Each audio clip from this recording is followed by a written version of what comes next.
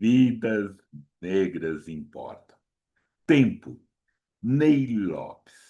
A lei do tempo me pede um poema e eu lhe peço um pedaço. Concedido, obedeço e trago essas fumaças de remanescências. Tempo, Ney Lopes. Salve! Feliz Ano Novo! Nota de escurecimento, gerações. Eu, Plínio Luiz, eu tenho prazer, Plínio Camilo, tenho prazer de apresentar a todas e todos Nota de Escurecimento, Gerações 2026. E aí, esse primeiro programa eu ofereço para Silmara Silva, a Selma Lima, a Renato Azevedo, a Joyce Aziza e a Elisa Matos. E aí, para iniciar essa nossa fieira de boas conversas, eu chamo Mestre Candeeiro. Salve, mestre, bem-vindo. Muito obrigado da sua gentileza de vir conversar com a gente. Salve, querido. Bem-vindo. Salve, salve, salve a nossa ancestralidade, Plínio. Eu que agradeço essa oportunidade de estar aqui, né, dialogando um pouquinho, né, sobre as histórias que a história não conta dessa região do nosso país, né, que é o Paraná, né, que é a nossa cidade de Curitiba, que é a capital e o estado mais negro do sul do Brasil e que poucos conhecem a negritude, né, desse território. É isso. Legal, mestre. Por favor, por gentileza, comece, se apresente, conte, fale a sua trajetória para a gente, por favor. Rapaz, falar da minha trajetória é um pouco complicado, né? Mas como diz o pensamento, nossos passos ele vem de muito longe. Eu me chamo, né? O meu nome de batismo é Adegmário José da Silva, né? Sou de uma família de 9 pessoas. Minha mãe tem 90 anos, é ela que me inspira, é ela que é o meu norte, né? Eu sou criado, né, nas tradições de matrizes africanas, né? No samba, no candomblé, na capoeira por conta desse racismo, né, por conta dessa invisibilidade, de negarem a nossa existência, Plínio, desde pequeno eu tive que aprender a correr atrás, né? Desde pequeno, já com 7 anos na escola, já descubro o racismo, e descobrindo esse racismo, eu falo, tá, e agora? O que eu faço com isso, né? Quando você olha para uma criança no vocabulário de uma criança, não, pelo menos, né, na década de 80 não tinha isso daí, né? Preconceito, racismo, intolerância religiosa. Isso não fazia parte do vocabulário, do meu vocabulário. Então, já com 7 anos, encontro, né, esse monstro do racismo, e já com 8 anos já entendi que eu tinha que me malandrear, né, que eu tinha que conhecer um pouco mais a minha história, né, a nossa história, para poder sobreviver, né, para poder sobreviver. E foi assim, né? Então, estou desde os 7 anos, né, conhecendo essas culturas que ajudam a formar a minha identidade, o meu caráter, seja o rap, seja as escolas de samba. A literatura veio um pouco mais tarde, né? Quando eu encontrei um nordestino, que ele olhou na minha cara, eu já tinha com 12 anos, né? Trabalhava de servente de pedreiro e ele falou: Rapaz, você é preto, você tem que ler tudo, ler jornal antigo, ler bula de remédio, mas você vai ter que ler tudo, porque o fato de você ser preto, você tem que ser 2 vezes melhor para ser tratado como quase igual.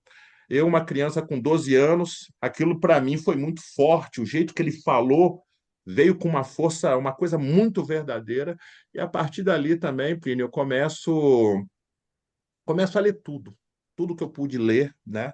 Mesmo sem entender, né? Minha família é uma família de pessoas que vieram da zona rural, né? Então, meu pai e minha mãe não teve acesso ao estudo, mas eu peguei gosto por isso e hoje Mestre, criei uma editora, né? Criei uma não, isso, editora. mestre, eu queria que você desse para a gente essa noção geográfica, né? Contasse desses lugares interior, porque para nós é importante, principalmente nessa que você abriu, falar desse Paraná negro que a gente não conhece, né? E que é importante mesmo trazer isso por outros Paranás que estão nos apresentando também aí. Olha que maravilha. Né, quando se fala do Paraná, a gente precisa entender, Plínio, que o Paraná ele é um estado bastante antigo, né? Aqui, oficialmente, a presença negra aqui trata de 1530, né? Nós fazíamos parte né, do território de São Paulo até 1853, né? Aí que emancipamos de São Paulo. A presença negra aqui ela é muito forte. O negro aqui no Paraná não é qualquer coisa, a etnia fundante chegou, né, 300 anos antes dos imigrantes e contribuiu, Plínio, com todos os ciclos de riqueza, né? Inclusive, um assunto que a gente tem que trazer para o debate. Quando se fala, por exemplo, hoje do ciclo do ouro, todo mundo mostra que esse ciclo do ouro começa assim, né, em Minas Gerais. Mas tem registros aqui do padre Antonil que mostra que o primeiro ouro encontrado no Brasil foi encontrado por um homem negro aqui na região de Paranaguá, né, que é a cidade-mãe do Paraná. Isso pouco tem se falado, né? Não, E não existem tem se muitos documentos falado. sobre. Não tem se Não, falado. me assusta porque quando eu vou Não conhecer a tem. história de São Paulo não fala sobre isso. E quando a gente vai ver a história do Paraná, o Paraná não fala sobre isso. Para mim, para mim, assim, eu deduzo que é por conta do epistemicídio, né? Ninguém quer dar o crédito à pessoa que encontrou isso, que foi um homem negro, embora quem detinha essas tecnologias, né, as negras, né, as mulheres negras da Costa da Mina, que tinha essa tecnologia de encontrar esse ouro de aluvião. O Paraná, quando você vai observar, né, os cronistas antigos, os viajantes, e você vai ver os desenhos, né, de Debré, de Rugenda, de Saint-Hilaire, você sempre vê o negro em primeiro plano. São etnias fundantes, né? Nós estamos falando de Haussás, nós estamos falando de Angola, nós estamos falando de Congo, nós estamos falando de Moçambique, sabe? Pessoas que contribuíram muito com a construção desse estado. O Paraná hoje, Plínio, tem 399 cidades, né? E nesse Paraná centenário, aí eu vou falar da cidade da Lapa, vou falar Paranaguá, Lapa, Castro, Jaguariaíva, Curitiba. O negro esteve ali contribuindo, não somente com força física, mas com inteligência, com tecnologia e também com força física. Quando a gente fala, né, eu cito para você a cidade de Castro, a maior revolta do Brasil Império, né? O que está registrado é nessa cidade de Castro, que era uma vila de Curitiba, onde os negros da Fazenda Capão Alto ficou mais de 100 anos em liberdade em plena escravidão.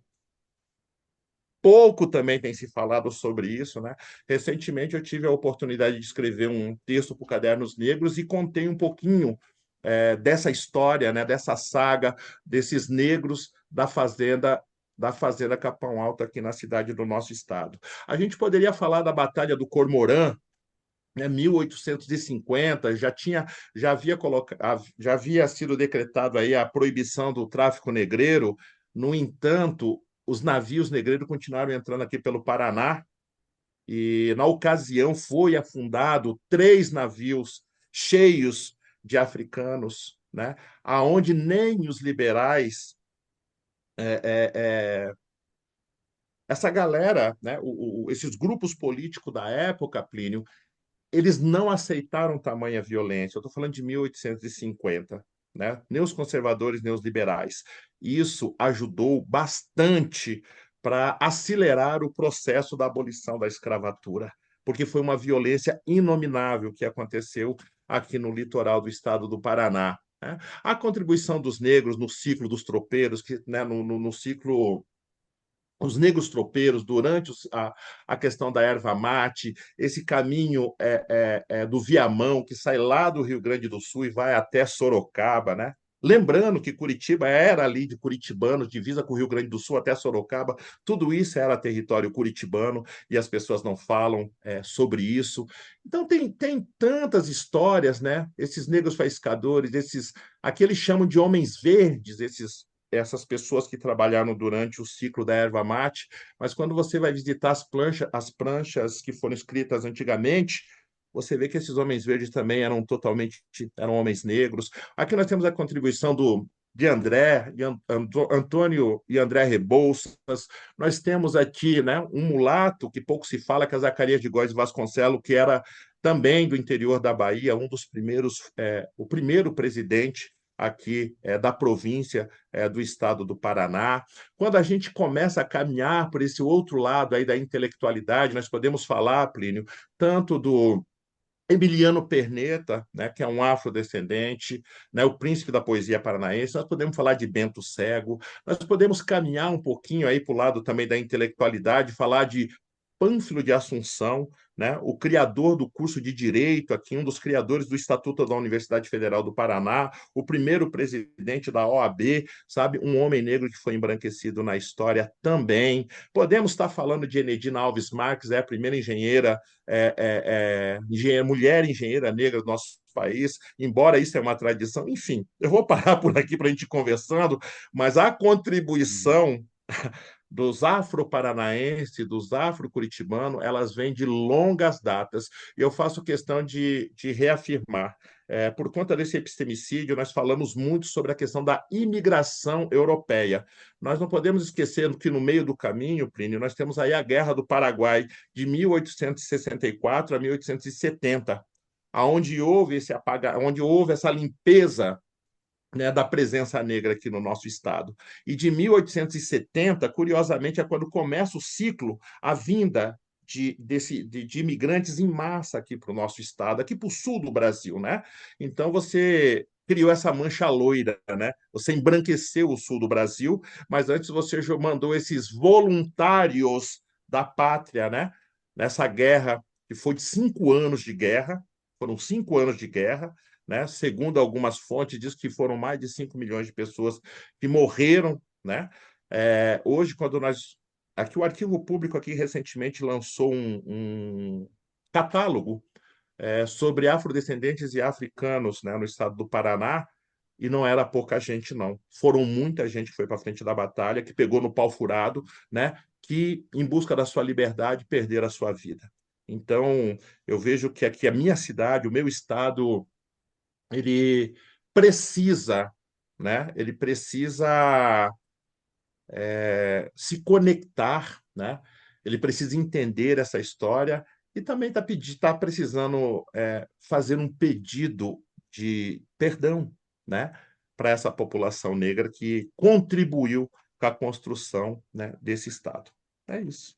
Opa, opa. Não, e é isso que a gente precisa, é isso que é a ideia, é isso que é necessário dessas notas de esclarecimento, é a gente escurecer essa nossa contribuição negra. Porque senão fica uma coisa de passagem, de aconteceu, disso maravilha, de aconteceu só São Paulo, desse outros negros que existem nesse outro Brasil, nesse Brasil todo, né? E que são sumidos as nossas contribuições, ou, na pior das hipóteses, embranquecido, como você mesmo falou, querido. E eu te interrompi. Aí você estava contando sua trajetória e você falou que fez uma editora. Continua daí, por gentileza, querido. Eu, primeiramente, quando o presidente Lula, lá em 2003, ele criou a Lei 10.639, eu, como já estava trabalhando, né, já era um professor de capoeira, eu comentei, poxa vida, mas nem nós conhecemos direito a nossa história, como é que os professores vão implementar essa lei? Né? História e cultura africana e afro-brasileira, e depois ainda foi acrescentado também a questão indígena. Nesse momento, Plínio, eu criei o Centro Cultural Maitá, né? Por conta da Guerra do Paraguai, da Batalha do Maitá, eu quis buscar uma palavra indígena que representasse um pouco da negritude, né? E pesquisando a palavra Humaitá, ela traz para a gente, né, que agora a pedra é preta, o homem negro de pedra, também é uma saudação de Ogum na Umbanda. Eu falei, opa, isso está interessante, né? Vamos criar esse Centro Cultural Humaitá, respeitando os que vieram primeiros, né? Que é assim que diz, né? E, e eu criei o Centro Cultural Maitá, que prestou relevante serviço de utilidade pública aqui para a nossa cidade. Né? Esse Centro Cultural Maitá, enfim, dentre as várias coisas que foram feitas, uma das coisas que eu acho mais relevantes é justamente a festa do Rosário, né, onde foi instituída a lavagem das escadarias da igreja Nossa Senhora do Rosário dos Homens Pretos de São Benedito, embora poucas pessoas sabem, mas aqui em Curitiba nós temos essa igreja do Rosário desde 1737. 1737 nós temos uma igreja dos pretos. A primeira igreja do Rosário das Américas é em Paranaguá, também que data de 1530. E não tem se falado disso também. Imagina, Nem São Paulo fala. não, imagina, 1530, tá ainda, Marquês Afonso não chegou aqui. Como você quer que fala, querido? Não se fala, né? A nossa história é embranquecida. Nem São Hum, Paulo fala, nessa mas, época, essa capitania de São Vicente, pertencíamos ao território de São Paulo, e nem a história do Paraná fala. sabe? Então, a gente, quando cria a festa da lavagem das escadarias da Igreja do Rosário, rapaz, essa lavagem, né, trouxe tanta coisa à tona. A cidade começa a se reinventar a partir disso, conhecer a sua história preta, conhecer os mestres construtores pretos, né? Aqui nós temos Vicente Moreira de Freitas, que tem a mesma importância de Tebas, um mestre construtor aqui que também foi também apagado da história, né?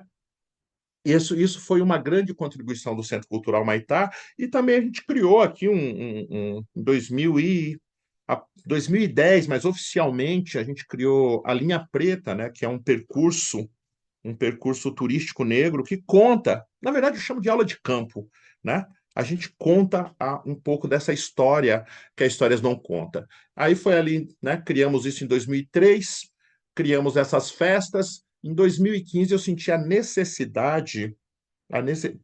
a gente começou a fazer pesquisa, com essa lavagem começou a vir muitas informações que nós desconhecíamos. Veio o Pelourinho, veio no centro de Curitiba, Plínio, na porta da catedral, nós temos 5 gameleiras sagradas, né? Consagradas pelos nossos antigos, pelos nossos mais velhos, né? A Orixá Tempo. Tá lá.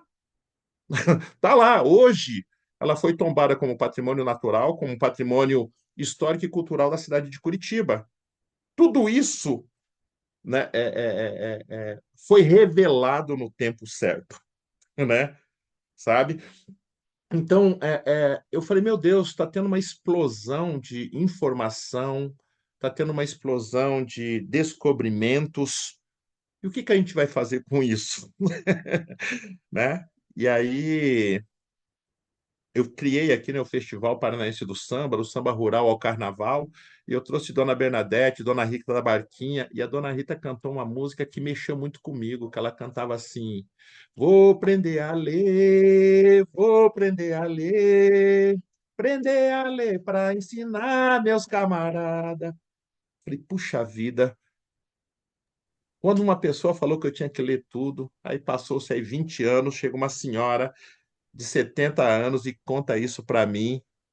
Eu falei, tá, a gente vai ter que criar uma editora para poder contar essas histórias, para deixar a nossa história mais acessível para os nossos jovens que estão chegando. Não é qualquer jovem que tem disposição para entrar num livro de história, né? E, e ter, né, a visão de ler nas entrelinhas. Nós temos que facilitar o tempo, facilitar essa pesquisa para os nossos jovens. E aí começou, né? Começamos a escrever vários livros. Eu escrevi o Afro-Curitibanos em parceria com Melissa Rainer, que era minha companheira na época. Trouxe Afro-Lapeanos, Afro-Parnanguara, Afro-Colombenses, sabe? Que tinha a história oficial das cidades, mas a história preta, ela estava apagada ou estava nas entrelinhas. E eu fiz, né, aquele movimento, né, que o Sankofa nos ensina, né, de voltar ao passado e resgatar o que foi esquecido, sabe? Voltar ao passado e resgatar o que foi esquecido. Muniz Sodré, ele deixa aí um pensamento para nós, né, que eu gosto muito e eu sigo à risca, que é seguir o preceito, salvar o respeito, guardar o segredo e manter o axé. É isso que norteia, né, a editora Maitá, é isso que norteia o Centro Cultural Maitá, é isso que norteia a minha vida, porque é nisso que eu encontro força para continuar resistindo nesse território que muitas vezes é esquecido pelo próprio governo federal, né? É muito esquecido pelo movimento negro nacional, que muitas vezes reproduzem essa narrativa que aqui é terra de imigrante. Isso não é verdade. Isso não é verdade. Aqui o Brasil é Brasil, né? E eu aprendi quando eu fui aqui em Cabo Verde, eu conheci uma árvore chamada acácia, e ela cresce ali no máximo ali 1,5 m. No entanto, a raiz dela chega a 200 metros, sabe, Plínio? Então, eu acredito que esse movimento negro aqui do sul do Brasil, ele é bastante resistente. Às vezes as pessoas olham e veem ele como se fosse uma acácia, né? Vê como uma coisa pequena, uma coisa de menor importância, mas não enxergam as raízes. Acho que é isso, pai. Nossa, não, não é isso, não. Agora tem, tem essas escafundar agora da literatura, porque, né, isso que nos uniu, ou pelo menos que nos chama, né, essas histórias, essas tradições, né, esses axés. E aí, conte desses livros escritos, por gentileza. Conte um pouco dele, dessas retomadas, por favor. Contar um pouco desses livros. Rapaz, são tantas coisas que vão aparecendo para a gente se assusta com a falta de honestidade intelectual das pessoas que teriam a obrigação de contar as nossas histórias, né? A própria academia, os próprios historiadores, sabe? Hoje a academia está diferente, hoje tem um NEAB, hoje as coisas funcionam, mas nem sempre foi desse jeito, né? A própria Universidade Federal do Paraná, que se organiza, que se orgulha tanto de dizer que é a primeira universidade do Brasil, mas ela foi fundada baseada em dois cursos, né? Direito e Medicina. E todo mundo que fazia curso de medicina defendia o racismo científico, né? Então, criou-se uma base muito potente, muito forte, de apagamento, né? Dessa negação, desse epistemicídio. E no meio disso tudo, Plínio, vem mais um outro movimento ali criado em 1910. 1900 começa, mas em 1910 ele ganha força, e o auge desse movimento é 1930, que é o movimento paranista. O movimento paranista, que eles falam que é um movimento de artistas e intelectuais da nossa cidade, esse é o cartaz, mas quando você vai estudar, a ideologia que está por detrás deste movimento paranista é justamente uma ideologia de superioridade branca, aonde a eugenia é muito forte, obviamente, é isso que está por detrás. Só que, curiosamente, esse epistemicídio, esse assassinato da memória do negro paranaense, ela está a todo vapor. Durante a pandemia, por exemplo, Plínio, nós tínhamos aqui nós tínhamos aqui um espaço que era a Sociedade Beneficente dos Operários, um espaço de convivência da população negra, que é de 1883. A prefeitura destruiu esse patrimônio histórico e construiu um estacionamento. No entanto, num parque aqui próximo à minha casa, construíram um memorial paranista, sabe? Esculturas de 1 tonelada de bronze para perpetuar, sabe? Essa ideologia de superioridade branca. Por detrás da arte é isso que a gente vai encontrar. Então é assustador, porque essa presença negra, geralmente quando eu falo, é sempre bom afirmar que é o segundo clube social negro do Brasil, também é daqui da nossa cidade. A cidade que não tem negro, né? Nós temos uma igreja dos homens pretos de São Benedito de 1737 e temos o segundo clube social negro. Então, quando essas informações todas vão aparecendo, como é que você luta com isso? Eu não vi outro caminho se não for a literatura. A literatura não. A política do livro, leitura, literatura e biblioteca. Não existe outro caminho, pelo menos para mim. Se o ano é de Ogum, a espada de Ogum para mim é os livros. É isso que o meu povo precisa, mas não é qualquer livro. É um livro que conte a sua realidade a partir do seu local. A partir daqui. Porque cada estado, no meu entendimento, tem uma história específica. São Paulo, Bahia, Ceará, né? Lá de 1884 já foi feita a abolição da escravatura, né? No Ceará, pelo menos é isso, as informações que chegam para a gente. E a gente precisa, cada estado tem que contar a sua história. Cada cidade que tem mais de 200 anos tem que contar a sua história, sabe? Tem um pensamento africano que eu gosto muito que diz que é necessário uma aldeia inteira para educar uma criança. E aí, meu irmão, eu preciso dessa aldeia para reescrever a nossa história aqui na terra da Gralha Azul, né? Trazer os seus heróis, trazer as suas contribuições, contar uma história de vitória, uma história de beleza, porque toda vez que contam a história do meu aqui, a história preta, só aparece escravidão. É só o escravo, é o escravo, e a gente criou uma história que tem escravo para todo lado e não tem escravizador. Então, esses livros que eu estou trazendo, eles vêm com muita denúncia. Eles vêm com uma poesia forte, sabe? Uma poesia forte para poder é, fortalecer o nosso povo. Uma poesia de informação, né? Às vezes o nível da hipocrisia é tão grande que, por exemplo, Paulo Leminski mesmo, eles consideravam um afro-polaco, porque a avó dele é uma mulher negra. A avó dele é uma mulher negra. As pessoas não falam sobre isso, sabe? Os terreiros aqui de Umbanda, aqui na minha cidade, se apropriaram da poesia, a poesia do Leminski, né? A gente fala dele, sabe? Do pertencimento dele, do diálogo dele com as culturas orientais, né? Mas esquecem o quanto que esse pertencimento do Leminski também, o como ele dialoga com a cultura negra. Eu tenho cobrado demais essas pessoas. E eu citei o Leminski, Plínio, porque uma vez eu vi um vídeo dele que ele fala que a poesia de radiação ela é importante, mas a poesia de informação, ele diz que quando essa poesia surge, ela dinamiza o movimento seguinte. E eu fui atrás e falei, o que é isso, poesia de informação? E eu escrevia, mas não sabia que também né, que eu fazia isso, né? Eu escrevia só para mim, escrevia só para curar minhas feridas, né? E aí eu entendi que tem uma poesia de informação. E aí eu trago ela, né? Vou citar uma aqui para você, né? Se você permitir. Por Aí favor. quando eu começo a descobrir, né, essa ebulição de informações que começam a aparecer e não estão sistematizadas, surgiu uma que eu chamo de Curitiba Afro, que ela diz assim, Plínio.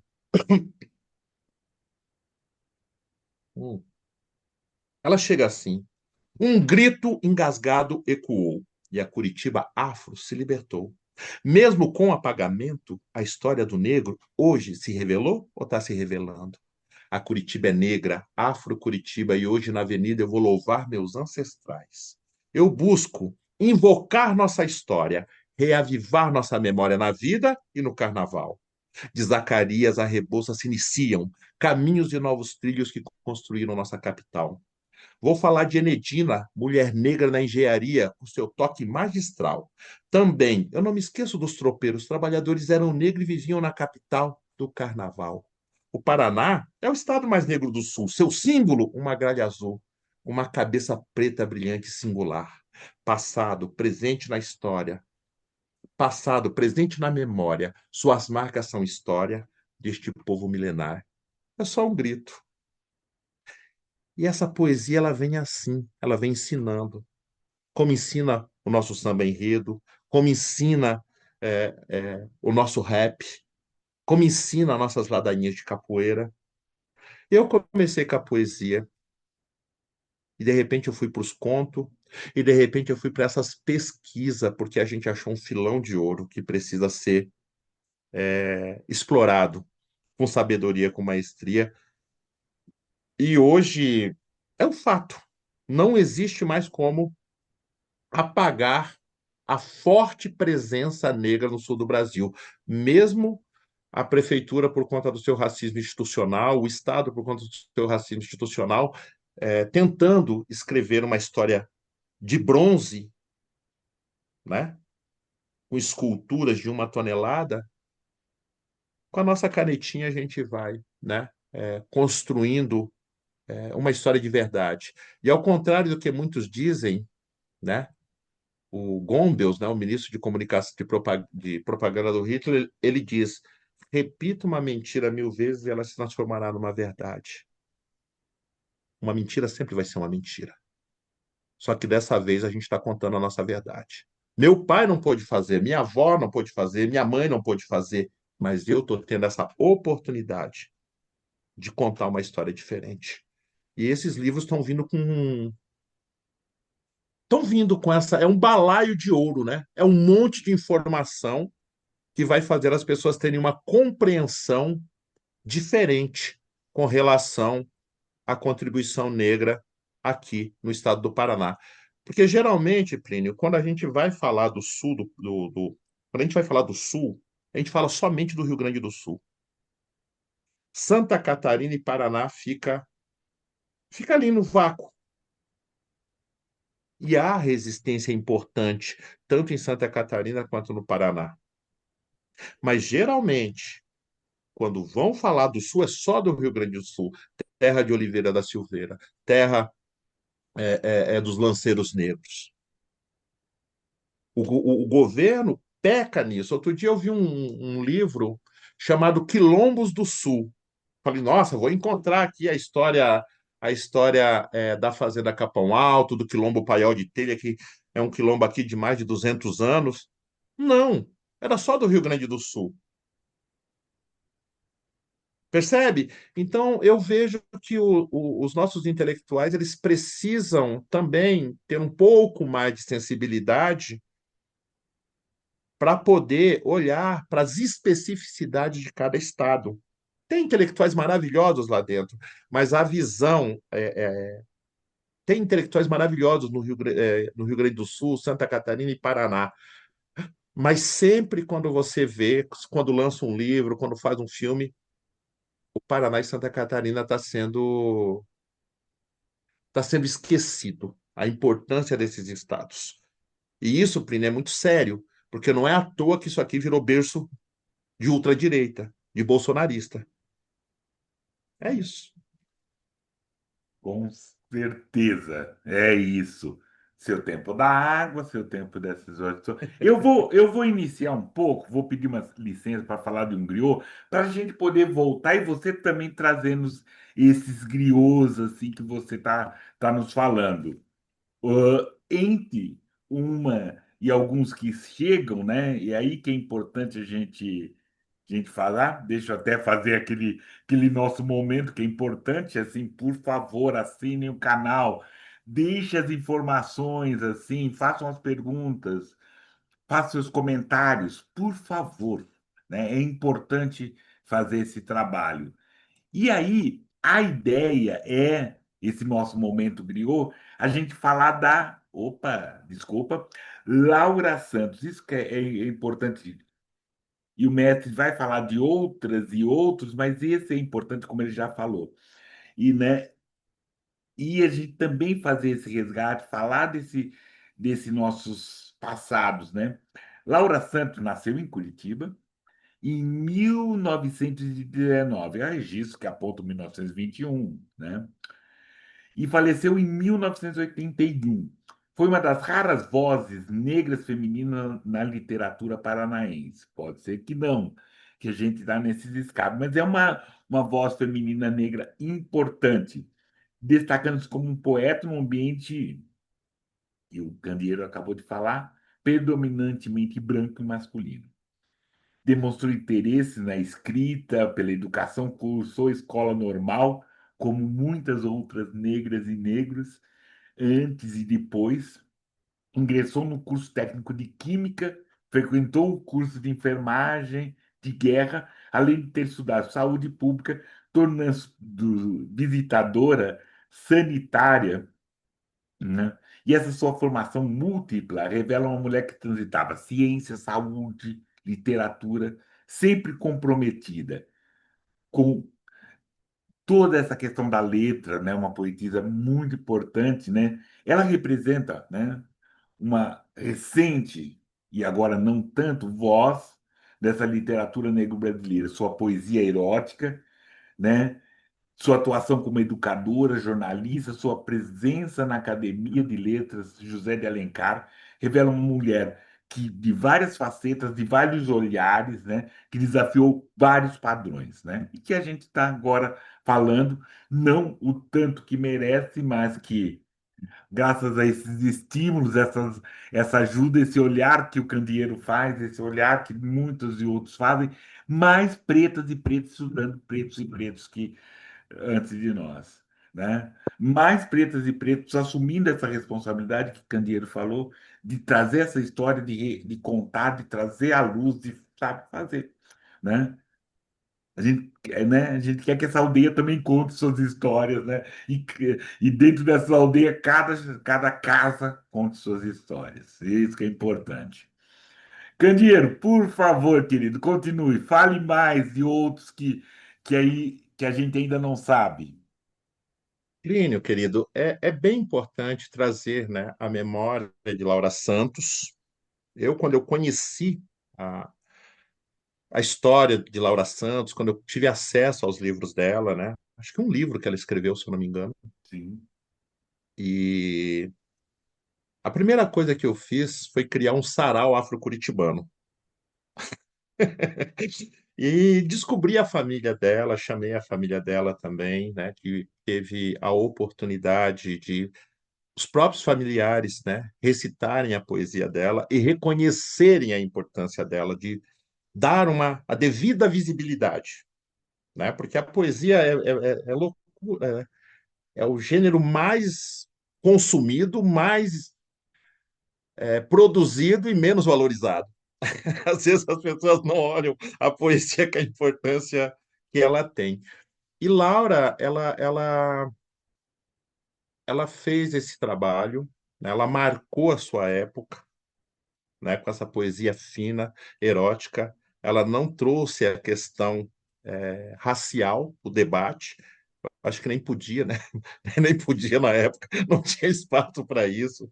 Assim como eu também havia comentado, né, o negro africano ele contribui bastante com a questão da literatura, né? Conforme Santa Catarina teve Cruz de Souza, aqui nós tivemos o Emiliano Perneta, que é um homem negro, né? Já o sobrenome já diz, né? O Perneta, né?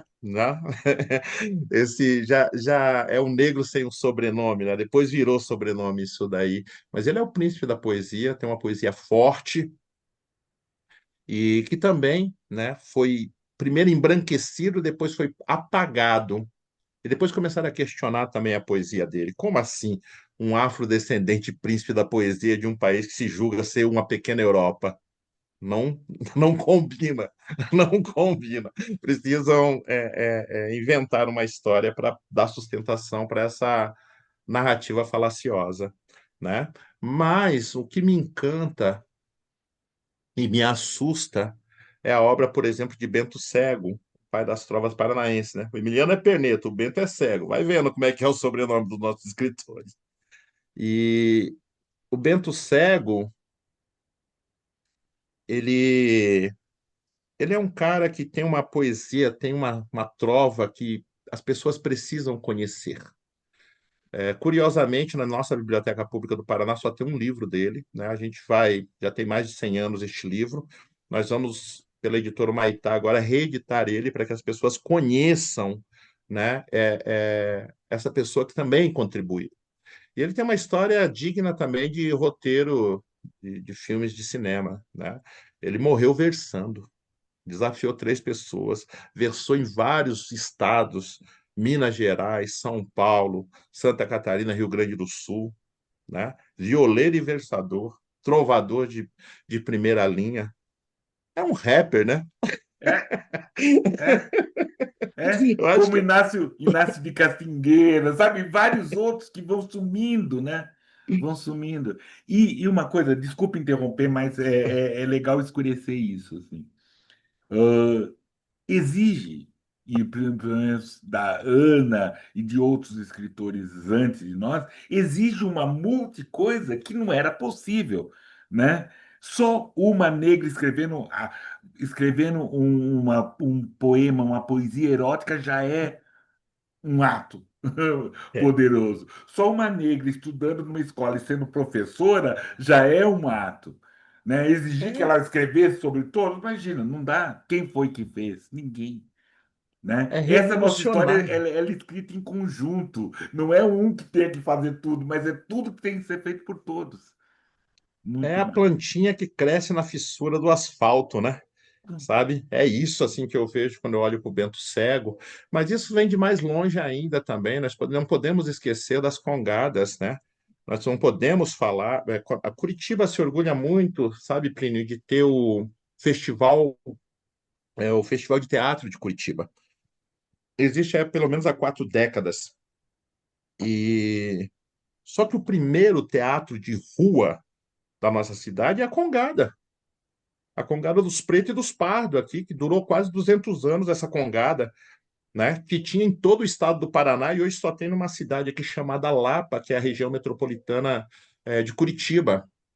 A Congada, quando ela simplesmente foi apagada. Ela traz uma poesia fina, uma poesia da época, sabe, recitada, encenada por esses negros brilhantes. E ela também é esquecida. Você percebe? E me assusta que esse apagamento ele começa lá atrás, mas ele também acontece agora, né? Por exemplo, nós temos aqui tínhamos, né? Ano passado ele fez passagem, que é Geraldo Magela.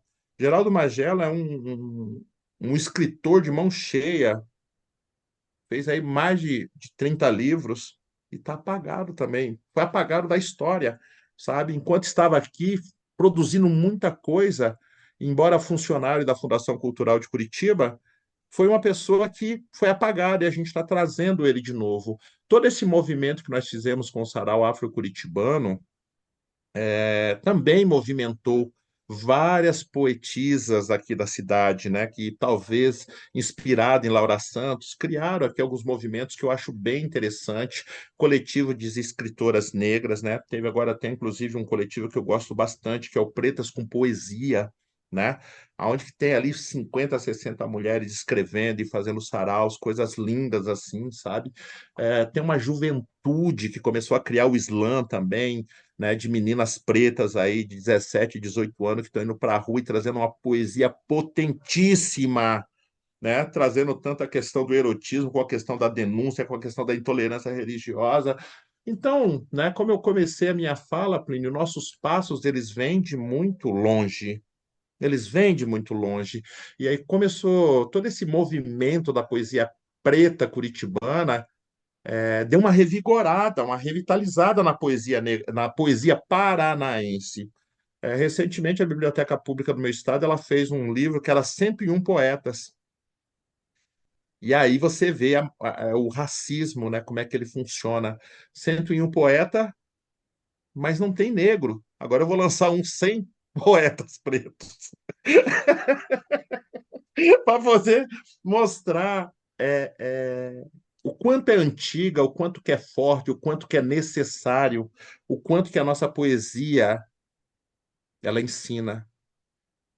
Essa nossa poesia de informação, essa poesia necessária que salva a vida, que o moleque olha, entende ela e ele compreende ela, sabe?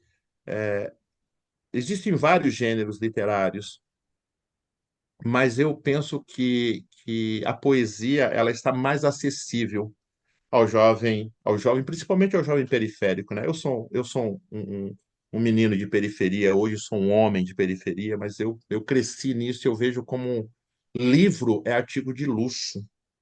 Literatura não se fala, ou não se falava, né? Hoje está se falando um pouco mais. E é muito importante a gente falar sobre isso, Plínio, porque quando eu me dei conta da importância da literatura, a importância de espaços de literatura, é, eu conheci a história de uma mulher preta chamada Maria Águeda. Essa mulher preta, em 1804, no ano da Revolução do Haiti, ela teve a ousadia de enfrentar a elite, a milícia e o clero curitibano na porta da nossa catedral. É uma história fascinante. Obviamente que pagou com a própria vida, né? Como assim atentar à honra da elite dominante? Eu rio, mas é de nervoso, viu? Tem? Com certeza, né? Com E aí, Plínio, certeza. quando eu conheci a história dela, eu fui falar com a biblioteca pública. E aí me assustei que dentro da nossa biblioteca pública, que tem quase 200 anos, não tem uma estante preta, não tem um espaço para literatura negra. E eu questionei o diretor, fui conversar com as outras pessoas e começamos um diálogo, né? Geralmente o movimento negro se faz nas brechas. Eu vi uma brecha. E eu fui conversando, eu falei, por que que não tem? Ah, que nós não temos dinheiro para poder fazer. Eu falei, é mesmo, é? E se eu fazer uma doação aí de uns 50 livros, né? E ele, de uma forma muito gentil, falou: a gente pode abrir um espaço para poder fazer isso, né? Para poder colocar em evidência a literatura preta. Eu falei, e se eu doar 100? E se eu doar 500? Né? Como diz o Mano Brown, pobre é o diabo, eu odeio ostentação, sabe? Porque a gente acumulou muitos livros, né, Plínio? Então, eu peguei esses livros pretos e doei 500 livros para a biblioteca pública. E eles criaram a estante, afro-brasileira Maria Águeda. Parece que é pouca coisa, meu irmão, mas revolucionou. Está levando tanta gente para dentro da biblioteca. Isso deu uma mídia muito interessante. Uma pequena ação de grande importância. A PUC, aqui do estado do Paraná, quando percebeu isso também, eles têm uma biblioteca lá que é coisa linda, mas também não tinha espaço para isso. Na biblioteca pública não tinha uma estante afro-brasileira, mas tinha 5 estantes para o Monteiro Lobato. Tinha uma estante paranista, né? Lembrando que o paranista é um movimento de eugenia e de superioridade branca. Para isso tem dinheiro, né? Sabe? Como diz o Getúlio Vargas, para meus amigos tudo, para meus inimigos rigores da lei.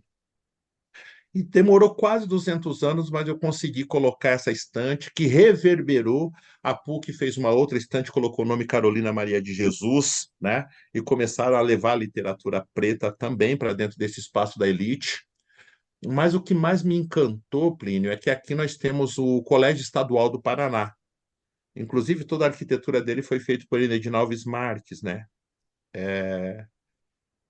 E lá teve uma situação de racismo e o nosso povo, com a criança, com nossos jovens pretos, e aí eu fui chamado para poder conversar e poder pensar uma ação para poder combater esse racismo dentro desse espaço. É uma escola que tem 6.000 alunos, Plínio. Quer dizer, para São Paulo pode ser pouca coisa, mas para cá é a maior escola do nosso estado. E lá nós conseguimos uma proeza de criar um espaço onde todos os alunos vão participar. Novamente, eu peguei mais 500 livros da minha biblioteca, doei para esse espaço, né? Criamos um espaço que nós demos o nome de Dalzira Maria Aparecida Iagunã. Iagunã é a nossa mais velha, que está viva, hoje está com 84 anos. Ela se formou em doutora com 80 anos, Plínio, pela Universidade Federal do Paraná. E nós conseguimos criar esse espaço. Esse prédio ele é tombado, né? Você não coloca um parafuso na parede sem autorização. E a gente conseguiu pôr uma placa de aço e perpetuar, né, esse espaço para as futuras gerações. E essa escola é bastante aguerrida, né? Os pedagogos, os professores, né, têm consciência da importância da educação e todos os alunos passam por este espaço, têm acesso a livros de qualidade, né? Eu peguei a minha coleção de cadernos negros, doei todas para eles, com muita dor no coração, mas doei tudo para eles. E, enfim, e isso está reverberando, criou um lastro, né? Agora, recentemente, há 2 meses atrás, fui chamado para ir numa cidade chamada Ponta Grossa, que é interior aqui do interior do Paraná, e também a escola falou: vamos criar uma estante afro-brasileira. Estão precisando de livro, inclusive, quem puder doar, eu estou aceitando, porque eu não tenho mais, para poder melhorar. E a reclamação dos professores é: nós não temos livro, candeeiro. E esses dias eu fui numa cidade, uma cidade também aqui, região metropolitana, chamada Pinhais, Plínio, e criaram uma estante chamada Conceição Evaristo. Uma estante não, uma biblioteca chamada Conceição Evaristo. Eu achei muito lindo. Só que quando eu entrei e fui visitar, o livro preto não está lá. Teve a iniciativa, vamos fazer, mas o livro não está lá. Então, como o livro foi importante para mim, a literatura foi importante para mim, é, hoje eu coloquei até, né, se os ancestrais me derem força, até 2030 eu vou ficar nessa luta aí, né, pela política do livro, leitura, literatura e biblioteca. Eu não posso falar dos outros estados, mas para nós é fundamental. Não tem como se falar de consciência negra, Plínio, sem falar de conhecimento e desenvolvimento econômico financeiro. É isso. É isso. Querido, vou pedir uma licença para depois aqui, quero que você se apresente o seu, pedir uma licença para a gente poder fazer o nosso, né, aquele pedido para que todas e todos deixem seus comentários, por favor, né? Essa ideia que o candeeiro procure o candeeiro para essa ideia da doação de livros, né? De bons livros, de livros negros que a gente precisa, é interessante e é necessário, né? É um pedido para ele, a gente vê onde a gente vai poder ajudar. E vamos aqui entrar no nosso estante preta, né? E falar, lógico, da editora Humaitá, né? E um dos primeiros livros, tem muitos, então procure o catálogo da editora Humaitá. Mas entre alguns eu queria trazer esse. Entre a Terra e a Palavra Ancestralidade, Educação Política no Caminho de uma Mulher Negra, né? Autora Cremilda Santiago Neto. Então, esse encontro dessa memória, essa resistência, né, que apresenta um manifesto que traduz a vida e luta de Clemilda, que é muito interessante. Tataraneta de Domingos e Benedita, que eles, os tataravós, foram sequestrados, né? Sequestrados pela tecnologia, como Candeeiro bem colocou, sequestrados e trazidos para o Brasil. Então, é importante toda essa trajetória, onde ela fala desses prazeres, desses saberes, desses prazeres, dessa força, né? Dessa ancestralidade, é muito importante. Entre a terra e a palavra, ancestralidade, educação e política no caminho de uma mulher negra. Editora Humaitá. Falando de editoras, também vamos falar do nosso, né, da editora Nota de Escurecimento, Entre Orum e Uaê, também falando de pretas e pretos, de nossos mais velhos, né? Caroline Abdias, relembrando, bem lembrando que esse livro é a capa, essa capa belíssima de Diogo Nog, e os autores e as autoras pretas, né? É importante falar, Adriano Moura, Clovis Dias, Diogo Nog, Gilda Portela, Ilma Fátima de Jesus, Jefferson Lima, Leandro Passos, Lília Guerra, Negro Du, Renan Waller, Rosi Brasil, Sérgio Rosa, Sueli Fernandes, Tiago Pedroso e eu. Né? Esse livro, né, é um chamado, é um encontro falando desse impacto, do que é, né, você ser filho, ser neto, tá vindo, tá pisando, né, nessa terra, nessa escrita, após, né, esses griots, esses Exus terem batido muita terra na frente. Entre o Eurum e o Aie, Caroline Abdias, editora Notas e Escurecimento. E, por fim, né, nessa linda, escritas femininas em primeira pessoa, né? Editora e Ori Leituras, né? Esse é um trabalho muito importante, né, da Gabriela, de várias escritoras pretas importantes, falando sobre essa questão, mas na primeira pessoa, né? Isso é muito importante. Ela teve a organização da Maite Freitas, projeto gráfico da Arine Cor, prefácio de Ludmila, pós-fácio de Esmeralda, né? Muito importante, que teve várias escritoras importantes que passaram por aqui, né? E é isso, é essa questão importante para a gente falar, e o que o Candeeiro teve está falando que é isso, né? A nossa luta é pelo livro, né? Nossa espada, bonito, eu vou usar o ano inteiro, Candeeiro. Nossa espada são os livros, né? Esse é muito interessante. E aí você, Candeeiro, conte de seus livros, dessas suas lavras, né? Desses seus escritos, por favor. Plínio, Mestre Curió, é um griot baiano, 90 e tantos anos já. Ele explica para a gente o que é resistência cultural, que é quando você não tem o espaço, às vezes não tem o conhecimento, sabe? E mesmo assim você faz essa coisa acontecer. A editora é isso, ela nasce de um anseio, de uma vontade, mas sem o conhecimento. Hoje a editora já tem aí mais de 50 livros no seu catálogo ao longo desses 10 anos, alguns premiados pela Fundação Cultural Palmares, né? Ubuntu Mulheres, de Rosane Arminda. Agora, recentemente, também tive a honra, né, desse daqui, que é Zumbi das Araucárias, um relato poético, que também recebeu o prêmio Conceição Evaristo, né, da Fundação Cultural Palmares. São vários livros que a gente vai contando as nossas histórias e as pessoas acho que perceberam que nós não estamos de brincadeira. Nós não estamos de brincadeira.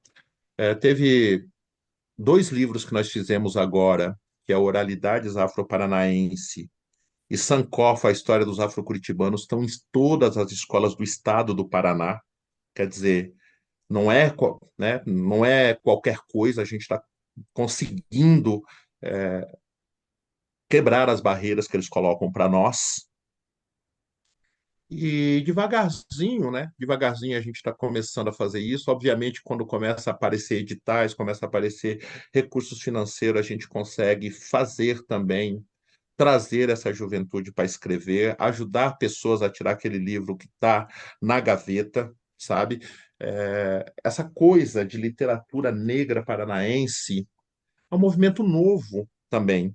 É um movimento novo. Embora a gente tenha intelectuais negros aí dialogando e fazendo o seu trabalho há muito tempo, é a partir de 2015 que começa, com a editora Humaitá, que começa essa luta. A editora Humaitá é a única editora negra do estado do Paraná. E isso sabe, é meio triste falar sobre isso, porque o Paraná não é um estado pequeno, são mais de 2 milhões de pessoas, mais de 4 milhões de pessoas negras, uma história aí de mais de 4 séculos, e a gente ter só uma editora negra, tipo, precisamos de muito mais, né, para poder trazer, né, são essas pessoas talentosas que estão à margem, que não são vistas. Então, a nossa editora, ela vem, né, à medida que a idade vai chegando, de que forma que você continua na luta, na resistência, sabe? E eu escolhi, né, fazer essa resistência neste universo do livro, leitura, literatura e biblioteca. Então, estamos prevendo fazer, né, lançar em março, que é o aniversário da cidade de Curitiba, nós queremos estar lançando a coleção Afro-Curitibinha, né? A prefeitura lançou aqui um livro chamado Curitibinha, e demonstrou o racismo, né, na primeira infância, aonde o negro já é apagado já, né? A história do negro já é apagada, então nós criamos uma história chamada Afro Curitibim, uma coleção. Estamos trazendo várias escritoras, vários escritores para trazer uma narrativa diferente e mais inclusiva, sabe? Estamos pensando aí, eu estou pensando em lançar uma biografia, né? Já passei dos 50, acho que está na hora também de colocar uma biografia na praça, para o pessoal saber, né? Quem é esse candeeiro que faz tanto barulho aqui nessa cidade? Então, tô trabalhando com isso. Como eu havia dito para você, hoje a cidade ela está se encontrando com as suas ancestralidades. O fato de nós termos 5 gameleiras sagradas, reconhecidas como patrimônio natural, histórico e cultural da cidade, abre-se precedentes para poder construir uma literatura a partir disto. Como diz a cultura banto, a cultura Congo-Angola, né, principalmente Angola, né, o tempo é rei na Angola. Né, e essa gameleira que é consagrada a tempo, né, e no tempo certo ele está contando uma história que a história não quis contar. Essa história cresceu em silêncio. Né? Então, eu estou para lançar também um livro agora que eu quero chamar. Na cidade de Curitiba tem um bairro chamado Umbará. Então, eu estou querendo brincar, né? Quero lançar um livro chamado Em Curitiba tem Umbará, o guardião da Praça Tiradentes, né? Que é a nossa Praça da República. E, e trazer também, né, para o debate, né? Já que as gameleiras estão bem na frente da catedral, né? Que é o espaço da tradição cristã, né? É o espaço mais imponente da cidade. Nós também temos essas gameleiras, então nós queremos trazer um pouco da história de Exu, de Bará, de Aluvaiá, de Legbará, sabe? De uma maneira que as pessoas consigam conhecer, né, um pouco da nossa verdade, da nossa história, das nossas tradições, e também combater um pouco desse racismo religioso, né? Desse racismo religioso. Tô, tô muito atento, né? As pessoas quando começam a conhecer a literatura que nós temos produzido. Algumas pessoas têm entrado em contato conosco, então pretendemos lançar várias pessoas este ano, né? Esse ano é um ano que promete, é um ano que Exu que Ogum está à frente, que está nos dando caminho. Então, meu irmão, bora criar um exército, dar uma espada para cada um e enfrentar Nos esse racismo segure. no estado e na capital mais negra do sul do país. Bora lá que a luta não está no fim. Querido, eu queria, a gente já está no nosso final, mas eu queria que você voltasse um pouquinho para falar desse livro que foi premiado com esse, justamente premiado necessariamente. Fale dele um pouco mais, assim, do Rei Zumbi. Então, Plínio, essa história dos quilombos aqui no Paraná é uma coisa recente, que também vem no primeiro governo Lula. O Paraná não tinha negros, no entanto, quando teve recursos para poder fazer pesquisa, né, nós encontramos aqui mais de 90 quilombos. Quilombos aí com mais de 200 anos de existência. Quilombo aqui a 40 minutos da cidade de Curitiba, sabe? Mas estava totalmente na invisibilidade. E eu comecei a me questionar o que que eu conheço de quilombo, o que que eu conheço dessa história, embora a minha família, a família que vem da zona rural, e os quilombos estão nas zonas rurais. Eu falei, o que que eu conheço sobre isso? Primeiramente, eu fui morar num quilombo, né, no quilombo da Lapa. Fiquei 2 anos, 3 anos morando nesse quilombo e conheci, né, a história da Congada, conheci os quilombos da Restinga, da Esperança, enfim, os quilombos aí da cidade da Lapa. Isso aguçou um pouco mais minha curiosidade. Falei, o que que eu conheço do quilombo de Palmares? Me joguei para Alagoas, fiquei um mês em Alagoas, subindo e descendo a Serra da Barriga, entende? E, e foi uma vivência muito forte. Você está pisando na terra onde meus antepassados pisaram. Foi muito potente. Isso mexeu demais comigo. E quando eu fui retornar para Curitiba, o voo atrasou. Eu fiquei 12 horas lá no aeroporto Zumbi dos Palmares. Peguei a caneta e comecei a rascunhar. E esse rascunho já veio meio que pronto, sabe? E eu queria muito buscar a questão do matriarcado africano, né? A gente fala de Zumbi, mas Zumbi foi o último, e antes de Zumbi, quem que é que estava ali? Então esse livro ele vem trazendo um pouco da história de Aquatune, de Acotirene, de Sabina, de Dandara, também de Gangazumba, também de Zumbi, né? E ele vem trazendo a história, mas também vem trazendo música, também vem trazendo poesia, sabe? Vem trazendo uma outra visão, né? Desse quilombo, né? Dessa escola de guerreiro, onde é uma escola de guerreiro, né? Desmistificando alguma coisa. Outro dia conversando com um menino e quando eu falei do quilombo dos macacos, ele, por que que é quilombo dos macacos, professor? É porque só tem preto? Aí eu, opa, o que que ele está dizendo? E aí a gente vai buscar um pouco de informação e a gente percebe que esse animal, né, era símbolo de sabedoria entre os negros bantos, né? Então já começa a ressignificar e você começa a trazer umas pequenas informações que é de grande valia para poder desconstruir estereótipos, para desconstruir os preconceitos que vão colocando para nossas crianças, né?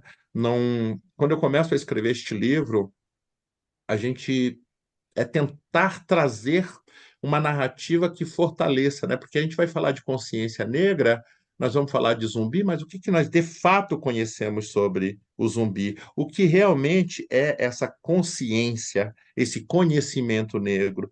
Então, esse livro ele é um apanhado, né, de muitas oralidades, de muitas informações, para criar uma narrativa consistente aonde um jovem preto periférico, sabe, possa ter elementos para poder falar, né, de zumbi de uma forma consistente.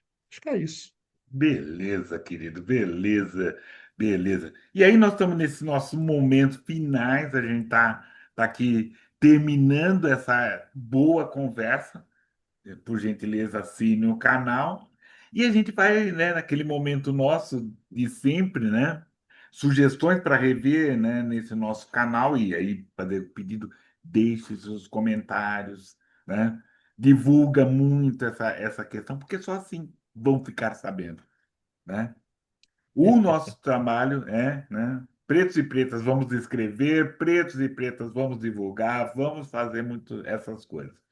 E aí, lembrando que a gente ofereceu essa nossa conversa para Silmara Silva, Selma Lima, Renato Azevedo, Joyce e Elisa Mato. E aí, Elisa, que nós vamos assim trazer para você rever essa conversa também dessa negra que ela é deslocada e vai para Brasília, então ela tem todo um outro descobrir-se em Brasília, tem essa questão da escrita para lá de importante, então vale a pena a gente rever essa conversa. E esse é o primeiro de muitos programas, assim. Aceitamos sugestões, sugestões de conversas, de passeio, como o Candeeiro. E aí que é importante agradecer a presença do candeeiro aqui, mas também, como eu falei, agradecer o contato do Olívio Jacopé, um parceiro, né, de outras trilhas que nos uniu para a gente poder fazer muitos trabalhos. Candeeiro, muito obrigado, querido. Axé, axé, eu agradeço muito, Plínio, eu agradeço muito essa oportunidade de fazer esse bate-papo. Tem um pensador aí que ele traz para a gente uma frase que é bem importante ser citada neste momento, né? Que diz o seguinte: temos todos nós, por ação, omissão, estímulo e incompreensão, a responsabilidade dos fatos da história. E a caneta da história está em nossas mãos, né? Nós estamos escrevendo uma história importante, uma história necessária, sabe? Que o que está em jogo, como diz o Darcy, não é o que nós somos hoje, né, Plínio? Mas o que nós queremos ser daqui 30, 50, 100 anos. E é por isso que a Exatamente. literatura, no meu entendimento, é tão importante, né? Reafirmar a importância da literatura é cada vez mais fundamental. Então, eu sou muito grato por este momento aí, pela ancestralidade de ter nos proporcionado este encontro. Com certeza. E aí agradeço a todos e todas, por favor, aí, assine o canal Vidas Negras Importam. Valeu, obrigado. Axé, o